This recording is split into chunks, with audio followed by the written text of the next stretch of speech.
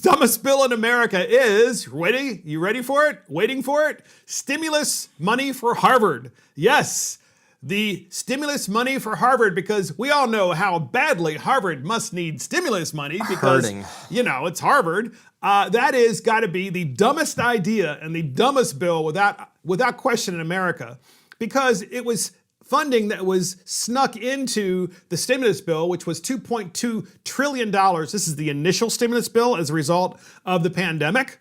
And the $2.2 trillion stimulus CARES Act allowed Harvard to apply and receive money, even though Harvard has a $40 billion endowment. Warren. There are lots of colleges and universities. I mean, we hear in Maryland all about the historically black colleges and universities all the time that are disadvantaged, don't have billion-dollar endowments, that probably could use some of this money to help their students and to help their schools. Absolutely. And when you see the pig that Harvard is, wallowing in, this is not unlike the other CARES Act stuff where we've seen big chains take money and what did I just see? The Lakers? Yes. Got money, which wouldn't sustain them. It wouldn't begin to cover part of their payroll. This is another example of why government is a horrible steward over tax dollars. It really is. What do you think about this? Who would ever think to do this? Well, I go to a school with an endowment that is only $70 million, so I think Harvard should take a quick look in the mirror and say, do I really need that with $40 billion in my endowment? So we have a couple of clips on this, right? We're gonna have plenty of time to talk about this. So the dumbest bill in America is stimulus money for Harvard. By the way, it's not stimulus money, it's taxpayer money. Taxpayer money for Harvard, because Harvard has been aggrieved during this pandemic. Yeah, right, with a $40 billion endowment. Everybody still paid tuition. Yeah, so get this. So Donald Trump's asked about, the stimulus money of the PPP program, which is the payroll protection program. And to be clear, the payroll protection program is different from the Higher Education Emergency Relief Fund. So the Higher Education Emergency Relief Fund allowed universities to apply and receive money to make sure that they had a going concern. Whereas the PPP money was for businesses to make sure they were a going concern. Now, to be fair, Trump has kind of lumped it all together in his response. But what we've heard is, and here's what you guys appreciate. Look, what we've heard is the media keeps hitting Trump on, well, what about Shake Shack? What about the LA Lakers? What about Ruth's Chris Steakhouse? All these big companies that have gotten money. And of course, as they have been identified, Steve Mnuchin and others are saying, we're going to make sure that these companies are audited. Most of them have returned the money anyway, including Shake Shack and the LA Lakers, right? I don't know about Ruth's Chris, by the way. But nonetheless, the real issue here is Trump turns it around on them and says, well, what about Harvard? And so we have a clip on this, and here it is. That money. I wanted to follow up on you said about the small business program, Harvard's going to pay the money back. How confident are you that you can claw back money from places like Harvard? I'm going to have to look. I don't like when Harvard, that has, I think, a $40 billion endowment or some incredible amount of money, that Harvard gets this money. Harvard should pay that money back. I want Harvard to pay the money back, okay? And if they won't do that, then we won't do something else. They have to pay it back. I don't like it. I don't like it. This is meant for workers. This isn't meant for one of the richest institutions, not only far beyond schools, in the world. They got to pay it back. I want them to pay it back. Warren, respond to that. What do you think? I love it. They should pay it back. Absolutely. And if they don't want to pay it back, maybe it's time Harvard became a public institution, not the private institution that it is. Guess what they get a lot of? Oh, the government subsidy anyway. Grant dollars. Grant dollars, Oh yes. my gosh, yes. So it's probably in the billions. Absolutely. So many grant dollars. Yeah, because they do a lot of research. And so that was a thinly veiled threat from Trump. For the little bit of money they might have gotten out of this program, to lose their grant funding would be calamitous for this, institution. Yes. So get this. So CBS News Boston has a reporter talking about Harvard's response to all the criticism they received for getting this money. And by the way, the amount of money is almost $9 million. And so CBS News Boston we have a little clip from them because they're talking about it. They're doing a little bit, trying to explain it away and trying to put a good spin on this for Harvard because naturally, the hometown news station. We have a clip on this, and here it is. During the coronavirus crisis. They say the money they received was part of the CARES Act Higher Education Emergency Relief Fund.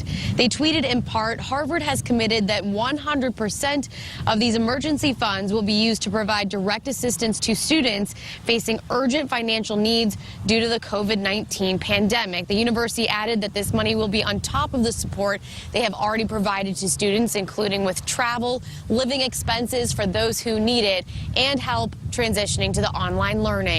Yes. So that's CBS Boston saying, yeah, but Harvard needed the money because it's really to transition to online learning for the students and for the students, that go to Harvard that can't afford to go there. Guys, that's what your endowment is for. Yes. The purpose of your endowment is to throw off money from your investments so that you can help the people that can't otherwise afford to pay for Harvard. And it's not like we're talking about 30,000 people at a state school. Harvard's total enrollment is like 6,000 kids. Yeah, so go ahead, Warren. I got to believe none of the kids are on campus right now. They're not on campus, but they're saying, maybe they don't have access to the internet and maybe they need a laptop. Can you believe that? Can you believe that that's even a reliable kind of reporting about Harvard? It's a bunch of crap. I'm sorry, it really is. And the other thing, too, I find interesting is that, if you have a $40 billion endowment and you just get a 5% return, what does that come to? More math than I think that's can a do. couple of $1 billion.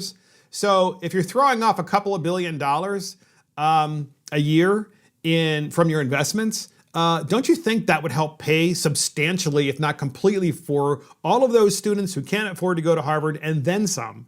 But no, Harvard had the guts to apply for this, and they're saying, well, no, we didn't actually apply for it. It just came to us, which is nonsense. You had to apply for it. It's a big lie. So final thoughts on this, Warren and then Garrick, about this dumbest bill in America, stimulus for Harvard. Well, I sure hope the auditing is done well. And, this reliance on continued stimulus. I mean, we're into the trillions of dollars now. Yes, we are. The impact on our children and grandchildren is going to be severe. I mean, that's indebtedness that we've put ourselves in. And to think that the taxpayers have signed up for this huge burden in some cases, I think there's a very real need for the unemployment insurance where they're employees of non-essential businesses. Mm-hmm. But if you're an employee of an essential business and you've signed up for UI, that's reprehensible. You should be, because you're still working. You should be working. You're still working. Well, no, you can't sign up if you're still working. But my Right. point You is, voluntarily if you've left your leave job and then, and you're collecting that, you're not willing to go back to work, you want to live off of this. Got it. That's bad. Same thing for a lot of these companies. If you're a company facing bankruptcy, you're non-essential, the world's over, you deserve some help. Absolutely. But if you're a company that's got fat revenues right now and you're doing well and you're essential and you're applying for this stuff, It's disgusting. It's reprehensible. Absolutely and disgusting. It needs to be audited, and the bad actors need to be gone after. And unfortunately, this is greed. And Mnuchin said that anyone that receives $2 million or more will automatically be audited, Yep. and others will be audited too as they're identified. But certainly $2 million or more, I mean, in the overall scheme of things, that's a relatively low number for auditing, and so that's a good thing. That's a really positive check and balance. We're still hearing stories about stimulus money and how it was spent. Remember Absolutely. stimulus money under Obama was from gonna, Obama, yes. Yeah. And the companies that took it and then went bankrupt. Then went bankrupt, and all the people that got rich that were connected to Barack Obama in the process. A bunch of the Solyndra, a bunch of the solar power companies, they got the money and they ran. I have no doubt there's going to be a lot of that here too. No doubt. Sadly, by the way, Garrick. Oh, well, this is just an example of the rich getting richer. I mean, I'll never have the privilege of attending a Harvard class, and most people in America never will. And it's just a shame that, this is what your tax-paying dollars go to. What, could you have gotten into Harvard? I'm just wondering. God, no. I had to do that. I had to put in that knife. No. Could you? No, absolutely not. So my last name isn't Gore or Biden or, My dad was a a plumber and my mom was a lunch lady for a while, right. so I don't really... That's awesome. I never That's looked awesome. for economic intercourse with Harvard. And that's the last comment for Mark and the Millennials. Well done, well played. Thank you for joining Mark and the Millennials. This is Mark Fisher. Thank you to our millennial, Garrick Ross, and of course, Warren Miller, and our producer, Adam Couture, our assistant producer, Christopher Hopkins. Check us out on iTunes, Spotify, YouTube, Facebook, Twitter, and our website. See you next time.